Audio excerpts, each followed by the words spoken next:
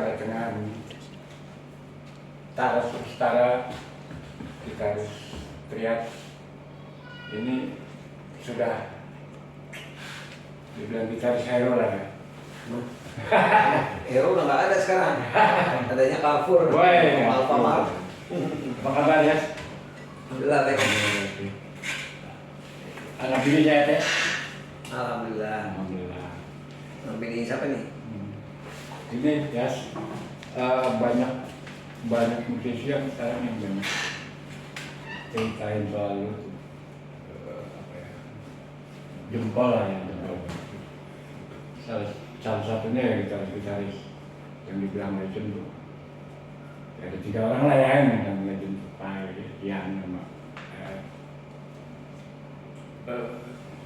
gue pengen tahu perjalanan karir. Dari mana nih? Ya mulai main gitar. Dari awal banget berarti? Nggak usah, pokoknya begitu. Dulu kan gue tahunya lo pemain drum ya. Iya, waktu masih sekolah sih SD tuh main drum kan. Terus mulai SMP mulai main gitar, hobi-hobian doang sih awalnya kan. Cuman karena di band itu waktu itu si gitaris nih satu nggak bisa. Kebetulan Ayah bisa mainin lagunya, jadi Ayah yang disuruh main gitar masih vokalisnya. Pakai drummer lain. Keterusan gitu. Tapi lama juga lo main drum gitu, gue lihat. Lama berapa kali. Iya, artinya gini, pada saat udah main gitar pun masih tetap menyalurkan hobi main drum. Jadi rekaman sama beberapa band sempat juga. Terus perpindahannya kenapa? Apa karena pindah dari drum ke gitar? Awalnya ya gara-gara itu sebenarnya, karena terpaksa disuruh sama vokalis, udah lu main gitar aja gitu. Awalnya dari situ. Butuh waktu untuk pindah gitar. Oh, memang sambil belajar gitar. Karena di rumah udah terbiasa main gitar elektrik pakai efek gitu. Oh gitu. Terus lo setelah sekarang ini selalu berhasil disebut, kalau gue bilang ya, lo sebagai gitaris hero karena hampir semua musisi itu membicarakan lo. Gue sebagai orang media juga kan, aku nggak merasa ada rasa apa gitu. Apa ya? Biasa aja deh. Biasa aja itu. Ya, terus kan pada akhirnya Taras nih gitaris hero, orang tahunya di kalangan musisi, di kalangan umum, mungkin karena lo terlalu low profile atau apa ya? Iya sih, memang. Apa nggak pengen ngetok lo sebenarnya? Iya, aslinya dulu begitu. Kenapa nggak mau pengen ngetok? Nggak tahu ya, emang bawaannya kali. Oh gitu. Tapi ambisi ada kan? Ambisi tapi bukan untuk jadi gitaris top, untuk jadi kalau di kita tuh seleb gitu ya, artis.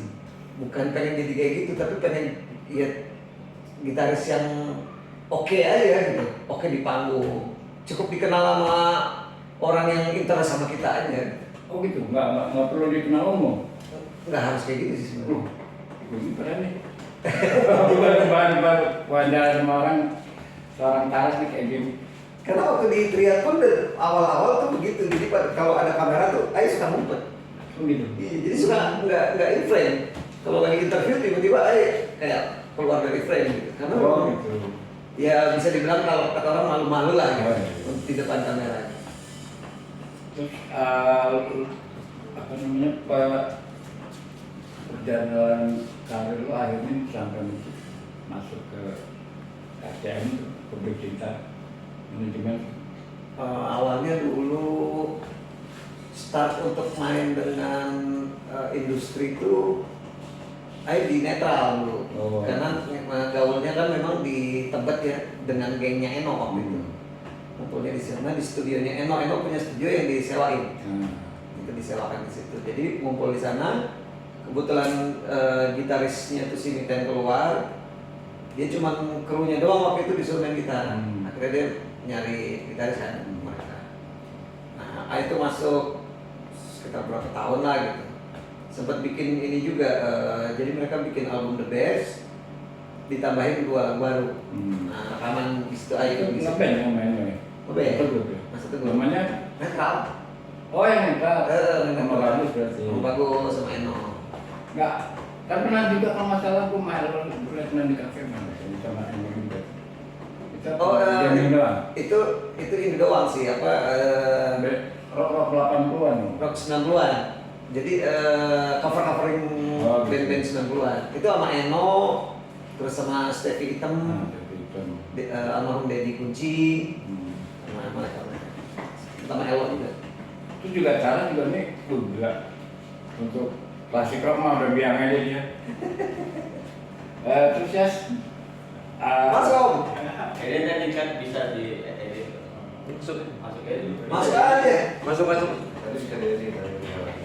Kopi dulu. Wih, lebar kopi ya. dia beli Ini apa sama sendirian? Enggak itu sama. Oh. Duduk Om. Lanjut. Dari awal ini kayak ATM itu kan masih lama. Oh, iya. Itu tahun berapa tuh kan? Sama netral tuh 2000-an ya, tahun 2000 awal lah. Habis dari netral itu terus gabungnya ke Ari Lasso. Oh, jadi band-band. Jadi gitaris Ari Lasso kan dia keluar dari Dewa. Setelah penyembuhan itu dia bikin album. Setelah album rilis dia bikin band. Cuman salah satu gitarisnya tuh mesti ke Amerika waktu itu menerusin sekolah gitu. Si Amer. Nah aku gantiin dia tuh. Selama sekian tahun Lasso tuh waktu itu ikut tur bareng sama Dewa justru. Oh. Yang terakhir ya udah masuk album 2. Terakhir tuh 30 kota tuh. Zaman dulu kan tuh kita nggak pulang-pulang kan. Tapi dia udah gini kan? Waktu itu belum. Belum. Terus begitu pulang tur mungkin pada homesick ya, jadi suasananya kurang asik. Nah aku malah keluar dari Lasso terus bikin band tabu. Oh iya, kamu sama. Serius tuh di situ. Sama Untung ya? Tuh. Pertama saya main Iya, belum tahu ngeluarin album. Cuman pada waktu rilis itu kena ini barengan dengan tsunami 2004. Jadi mungkin ya tabrak-tabrakan lah ininya promosinya. Kalah. Itu sebelum KTM. Ya, sebelum KCM itu 2004 kalau nggak salah. Terus 2007 baru ketemu lagi sama Pak D di kafe yang dia punya kan, dia sempat bikin kafe kan namanya Rock Cafe. Iya. Di Basement. Kemang ya, di basement. Ketemu lagi di situ udah langsung manajernya minta nomor lagi, besok ke studio ya gitu. Udah besok ke studio, nggak lama latihan terus langsung main. Karena The Rock kan waktu itu The Rock yang bule udah pada pulang kampung kan ke Australia. Jadi dibikin lah The Rock Indonesia. Nah itu ayah kita. Karena sebelumnya kan memang udah kenal kan sama Pak D kan. Oh iya. Udah sering jamming juga gitu. Terus lo ada rasa apa di ATM? Di ATM ini kan orang melihatnya wah, apa ya? Kalau gue melihat Dani itu seperti apa gitu. Ya, ada yang lo rasakan sesuatu nggak di ATM? Ya senang pasti lah. Ada kebanggaan juga. Gitu. Pastilah ya. Pastilah. Ya Pak D itu kan Pak D Dani ya. Kita nyebutnya Pak D soalnya. Dia biar bagaimanapun salah satu musisi jenius lah di Indonesia. Gitu. Bisa dibilang nomor 1 lah gitu, kalau buat segi musikalitas gitu ya. Jadi kerjasama bareng dengan dia ya suatu anugerah juga lah. Gitu, bisa dibilang. Terus kan di Adi sendiri dan itu nggak mengikut cetakan lo ke Dewa langsung ya? Ya, Dewa nggak, di Triat aja. Iya. The Rock Indonesia terus Dia itu kan kalau nggak salah Triat dulu waktu rekaman bulan-bulan. Iya itu The Rock yang asli The Rock doang. Nah. Itu yang bule-bule. Makanya pas mereka pulang kampung ke Australia, akhirnya dibikinlah The Rock Indonesia. Nah terus hasil rekaman mereka sempat rekaman apa rekaman yang itu? Mereka rekaman ada albumnya The Rock doang. Apa itu ya? Yang main loh, tapi yang Enggak, rekaman mereka. itu mereka masih. Ya sebenarnya sih ada campur tangan dari Wawan TNG juga yang ikut ngisi-ngisi. Cuman begitu mereka udah pulang ya udah selesai. Diterusin sama kita. Oh, Gitu. Lagu-lagu ini kita bawain kalau manggung. Tapi lagu mereka yang dengan rekaman mereka yang dulu. Iya, tapi di album berikutnya kita bawain lagi versi kita. Oh, gitu. Gitu. Tapi emang Dhani gila ya, kejutannya tuh bule-bule untuk mancing semua orang. Iya. Ya, dia itu otaknya, wow, oke. Gue suka manuver-manuvernya dia tuh. Terus ada nggak sih As merasa di latihan tuh misalnya ada tekanan, ada apa gitu kan? Enggak ya. Terus gini ya, ada pertanyaan gue lagi nih yang dulu itu kan ya, gitar hero banget lah kalau menurut musisi semua hampir musisi kenal dia nih. Kan lo belum pernah bikin lagu hits. Kalau lagu sendiri ya? Kenapa sih? Ya, lu selalu idealis atau apa gimana? Mungkin. Nggak mau ngikutin pasar atau gimana? Memang Kebetulan memang kalau yang lagu-lagu yang udah dirilis kebanyakan memang bukan secara pasar mungkin ya, mungkin. Terus yang kedua mungkin faktor luck juga kali, belum aja gitu karena pada saat promo ada aja waktu itu. Ya kayak tadi waktu Tabu pada saat kita lagi promo Tsunami. Kayak gitu-gitu. Giliran udah lagi mau promo kenceng-kencengnya bubaran bandnya gitu. Ari keluar gitu. belum jodoh kali ya. Betul. Terus ada nggak sih lo pengen bikin lagu itu? Tapi memang banyak sekarang orang musisi sendiri kalau bertanya kayak Pai, kayak Iram atau siapa lah bertanya, Pai bisa bikin lagu hits nggak sih? Oh nggak bisa. Iya. Karena udah dalam zaman digital ya. Karena maksudnya gini, dalam artian kita menyiapkan diri untuk bikin lagu hits itu pasti susah. Kalau dulu kan gampang ya, kita nyari ya, refnya aja udah hits pasti. Cari ref yang udah. Karena kan zamannya FBT, Indonesia paling terkenal dengan refnya. Terus sekarang kalau bikin ref bagus udah dicuekin. Belum tentu dapat juga gitu. Karena udah terlalu lebar banget sekarang musik tuh. Memang gue lihat memang musik-musik mainstream itu memang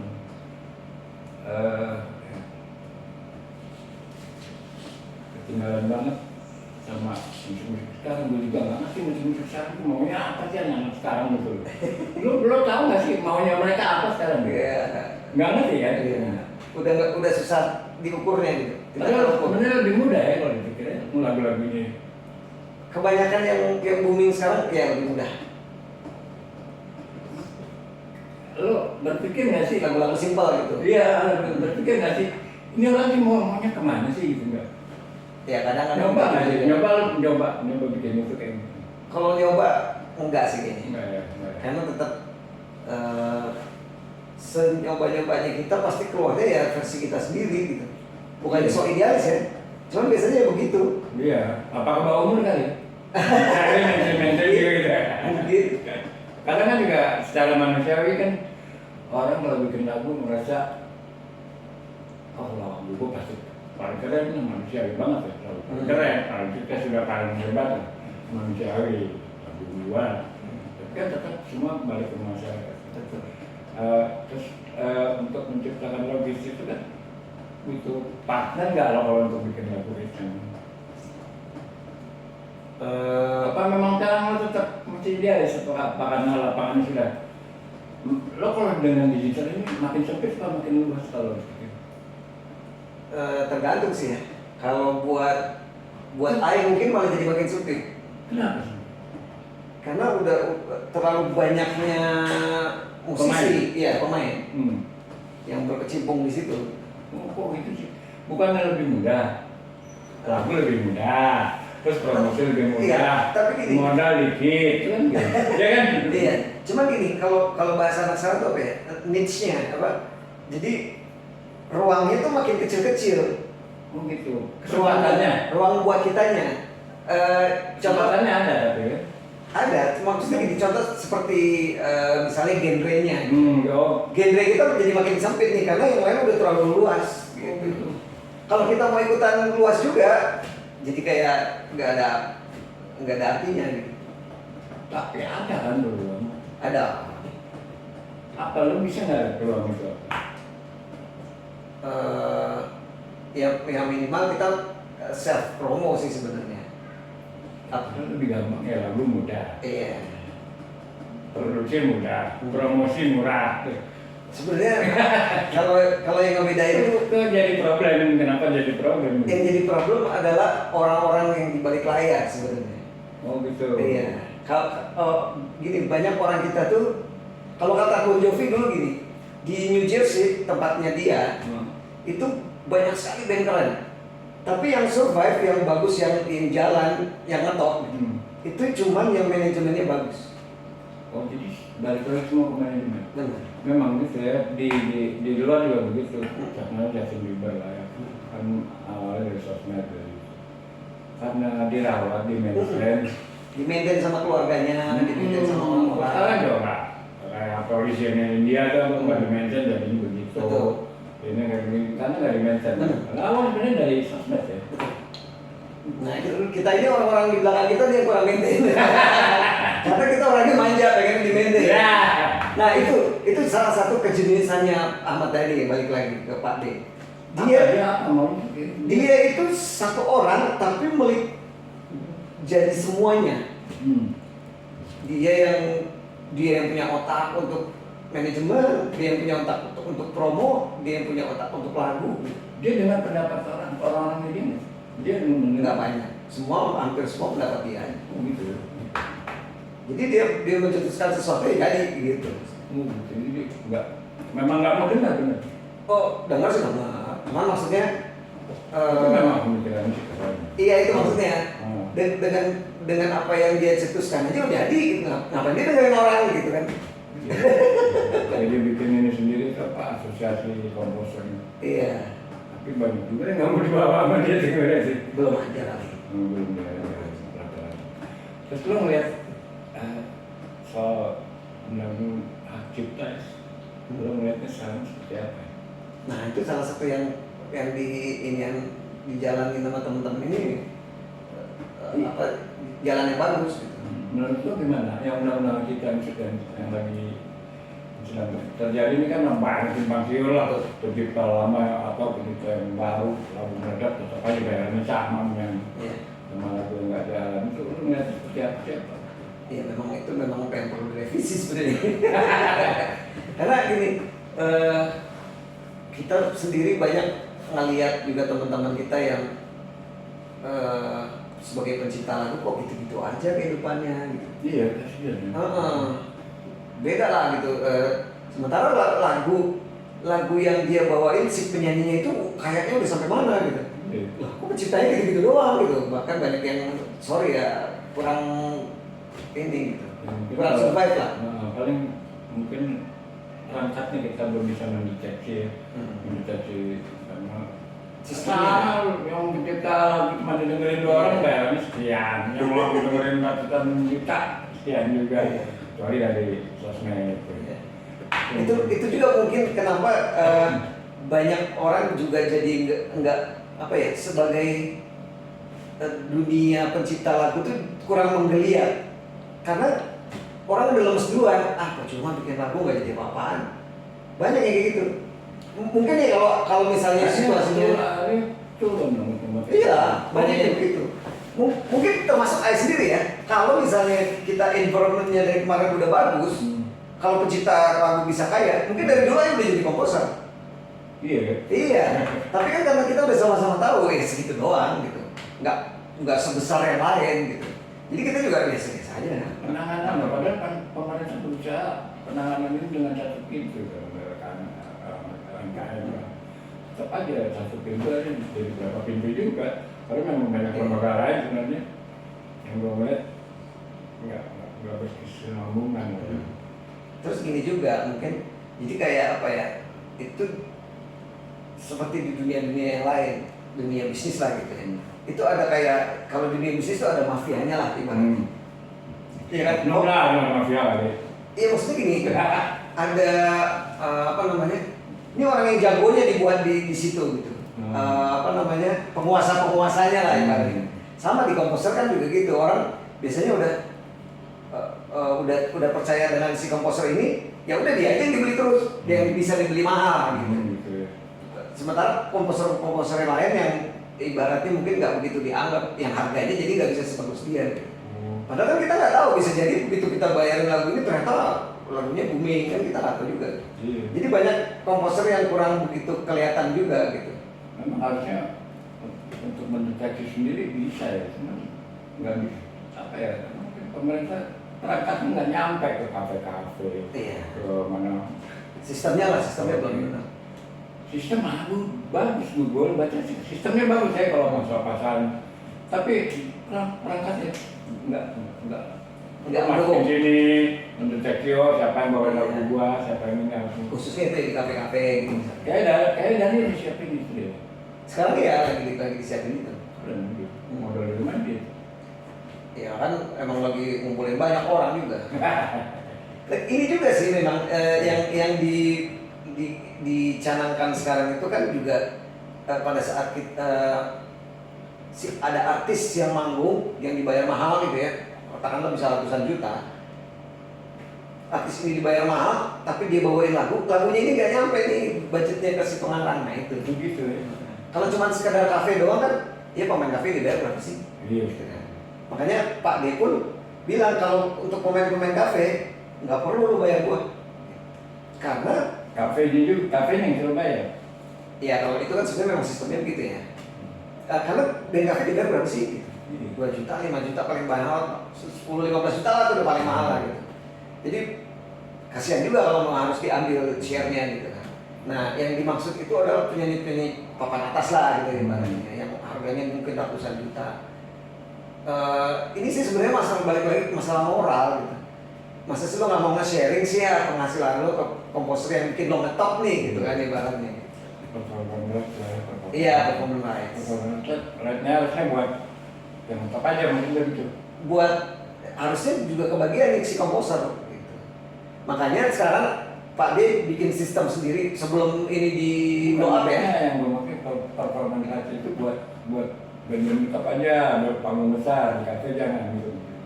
Oh, itu yang Pak D Kalau lakukan. disamain kan kasihan. Oh kalau Pak D. Iya, itu yang Pak D lakukan. Tapi kan kayak Chandra, boleh pasal-pasal itu ya masuk kayak begitu. Ada performance itu sama IO yang harus tanggung jawab. Iya, harusnya begitu. Kafe. Cuma ya itu makanya sistemnya nggak bekerja. Jadi IO tuh banyak yang nggak menyetorkan. Iya. Makanya Pak D bikin ibaratnya bikin sistem sendiri gitu. Pokoknya orang yang pakai lagu gua, artis siapa yang pakai lagu gua, lo bayarnya langsung gue. Gitu. Bisa bilang gitu. Iya. Gila ya. Karena daripada nungguin sistem nggak bergerak, Iya. gitu. Memang dia memang punya orangnya, sekarang orangnya udah nyebar gila itu berapa ribu orang nih, gila. Enggak, tapi kan sistem yang kemarin dijalanin itu kan dia udah ngedetek artis-artisnya siapa aja yang bawain lagunya. Oh iya. Orang-orang yang dikenal aja dulu, gitu. Terus ya, gue dengar nggak apa-apa dong sekarang apa perkembangan. Tadi ini udah jadi legislatif nih, gimana ya? Ya itu belum tahu juga, Hah? karena belum sempat ngobrol lagi sama Pak D. Itu belum ngobrol lagi. Apalagi kalau disibuk gimana? Itu belum tahu. Tapi bisa jadi kalau memang kan kalau dia sebenarnya sebagai apa namanya? Tapi gue senangnya dia konsisten sih ya, cuman Ya. kalau dia udah sibuk gitu loh. Tapi kan biasanya weekend masih bisa ada waktu. Kayak itu. Tapi kan seorang legislatif manggung sesuatu yang hebat apa yang lucu sih gimana sih? Menurut saya sih selama di luar jam kerja nggak ada masalah. Baru salah. Menurut lu?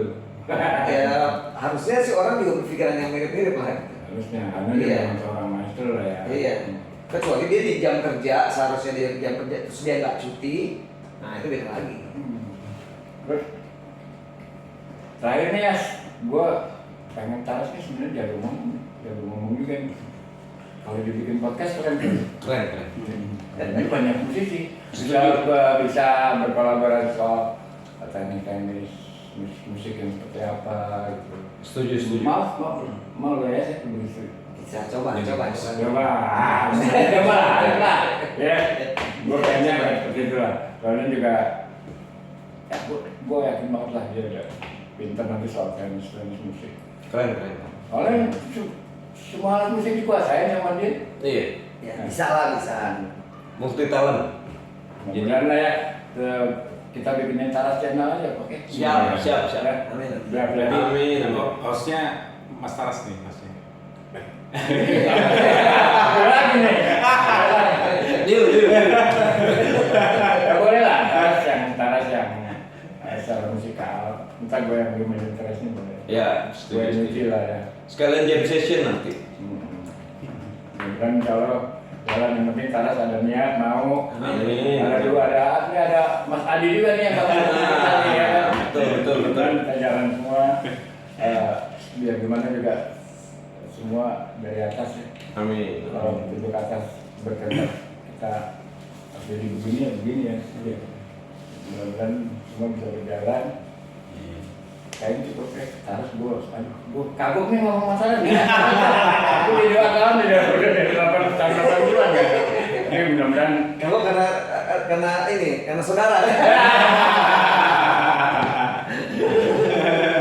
kan sebenarnya sih asik-asik aja. Gue pengen ntar deh, tunggu aja deh. Mudah-mudahan tampilan gue di atas. Nih Taras ada pertanyaan nggak ke hostnya nih? Gak Masnya. Tanya apa ya? Udah berapa lama jadi host? Berarti ada dia. Enggak ya, sama aja sebenarnya. Kalau kan yang membentuk sebuah genre musik atau membentuk seorang musisi itu adalah wartawan juga. Biar bagaimanapun musisi harus banyak berterima kasih juga sama wartawan. Wartawan tuh bener deh. Gue kalau mau protes sama pemerintah, wartawan tuh sekarang hidup di bawah garis kemiskinan. Akhirnya apa? Jadi pemeras ya. Bukan pemeras ya. Maksudnya akhirnya suka jadi menta-menta, gue kasihan. Kenapa sih wartawan daerahnya sekali jumpa pers 200-300 ribu, pulang cuma 200 ribu buat anak istri. Udah habis potong pos ya? Iya, gitu. Itu gue kasihan ya. Gue kadang-kadang gue jadi wartawan juga sedih. Gue juga sekolah 6 tahun loh. Gue kuliah 6 tahun. Kok hasilnya begini? Gitu gue back to basic. Tadi kan buka IO, buka radio, buka TV. Ya, masih pemerintah.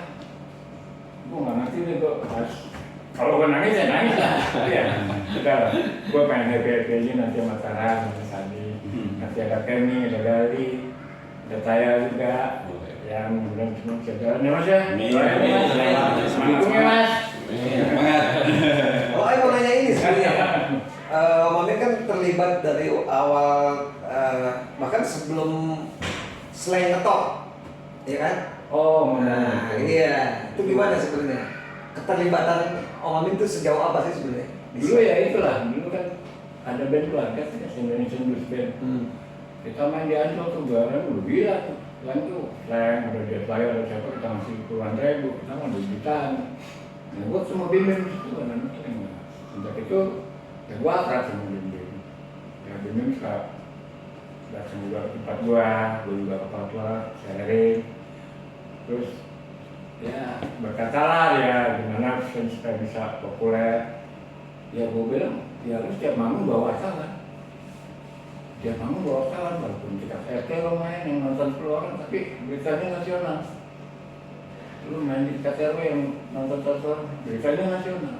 Mempercepat popularitas. Ya terus ya sama yang nyebutkan kelengahan adalah gue. Jadi ya itulah akhirnya jadi virus. Gue juga bukan apa-apa, cuma kebetulan aja. Gue suka menjaga kehidupan yang selalu kelengahan. Terus dan gue juga nggak mau disebut gue yakin kan nggak bisa. Itu rezeki mereka.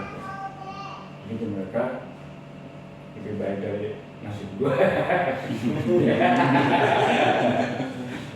Ya gue nggak menyesal. Karena gue juga memimpin sapa-sapa juga sama yang mimpi gitu. Dan gue nggak mengaku-ngaku gue yang membesarkan orang-orang aja yang pada ngomong gitu. Mereka besar karena mereka bagus, yang mereka tampil dengan sesuatu yang baru. Kalau kita nih zaman digital pakai sesuatu yang baru kan apa ya, sesuatu yang baru. Ada nggak sih zaman digital sesuatu yang baru nih? Susah. Susah ya, bener. Kayak gue kan juga nggak bisa bikin lagu gitu. Obat ini gratis sebenarnya. Ternyata kita kan ini musisi-musisi. Iya. Ya, seru tuh ya. Bantai aja kita ya. Kita undang-undang. Keterlibatannya dari album keberapa sampai album keberapa? Oh, gue di Sling cuma 1-2 doang. 1, 2. Setelah itu kan karena mereka narkoba gue mengingat. Gue dengar ada lirik yang lo bikin. Apa? Lirik lagu ada satu yang lo bikin. campur aja. Oh, gitu. Enggak.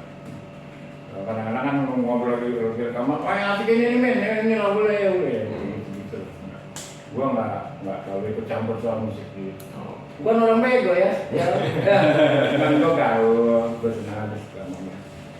Dan Bim sebenarnya baik sama gue nggak tahu kalau siapa maksudnya. Ya Bim. Kalau maafin gua kalau gua salah, kalau gua ada salah maafin gua ya. Kita undang berarti besok-besoknya. Harus. Kita ngobrol-ngobrol. Harus datang tuh kayak gitu. Mas Adi mau ngobrol Mas ini Mas. Ayo, Mas. Jangan. Tiga kita Mas. Udah aja. Kameranya bisa intro nggak nih? Bisa. Aduh, jangan dong, jangan saya penonton aja nih, penggembira. Ya, kalau lo ngeliat band terbaik saat ini, Dari sisi apa nih? ya dari segi produksinya sama hasilnya lah. Hasil itu berarti masyarakat yang menyukainya gitu. Ya Dewa pasti. Dewa pasti. Tapi sebenarnya banyak band-band lain juga kayak Gigi, produksinya bagus, manajemennya juga bagus, orang juga masyarakat suka semua gitu. Ya secara total juga sama Gigi juga keren. God bless, ya kan? Pencapaiannya luar biasa. Toteng turun ya ke main politik ya. Tapi sekarang tetap keren lah, Hah? tetap keren. Ya tetap selain makan kehilangan lagi gitu. Makanya kita harus tanyain nih, Mbak. Tanya langsung ya. Langsung. Gimana? Karena artis-artis sudah kita siapin ya sih. Boleh. Mudah-mudahan ada nggak apa mereka mau izin kita bilang manapun ke senior yang perlu gitu kan. Legend. Kita ini harus support dulu. Betul. Amin. Oke, Om Gali, sini. ngobrol nggak? Saya masuk nih. Ikut ngobrol sini. Ngobrol. Apa? Udah berapa menit? 32. Cukup nggak? Cukup. Cukup nggak? Udah berapa? Udah. Satu pertanyaan lagi aja. Ya udah lu tanya Mas Taras. Ayo. Hah? Iya lu tanya Mas Taras. Siapa tuh baju merah, Bang? Ada jin. Rio mau ikut. Nanya apa? Lagi aja satu pertanyaan. Rio mau ikut? Sini. Iya pertanyaannya Siapa apa? kalau dia mau in frame? Apa pakai begini? Ngolor. Apa mau nanya apa? Tanya ke siapa nih? Ke Ayo Pak Mami. Ya dua-duanya. Taras lah, Mustaras lah. Nanya apa? Satu pertanyaan lagi Om. Udah hostnya. Udah. Oh udah. Udah betul. Kapan pertanyaannya? Apa pertanyaannya? Enggak yang ini. Oh, udah. Udah. Oh iya. Udah betul. Udah aja. Oke. Segini dulu ngobrol gua sama Taras Riyad masih ya? Lihat masih. Dia belum jelas. Masih. Ya mudah-mudahan Taras juga kita doain sehat. Amin. Amin. Jalan. Udah niat banget ya. Sebenarnya bukan proses kita ya, kita silaturahim ya. Iya. Ya lebih ngobrol lah ya. Dan nggak menggurui lah, nggak menggurui juga. Makasih Gada Taras sudah datang di Bosan Miskin. Nggak tahu nih bosen miskin, gue emang bosen miskin. Oke, thank you.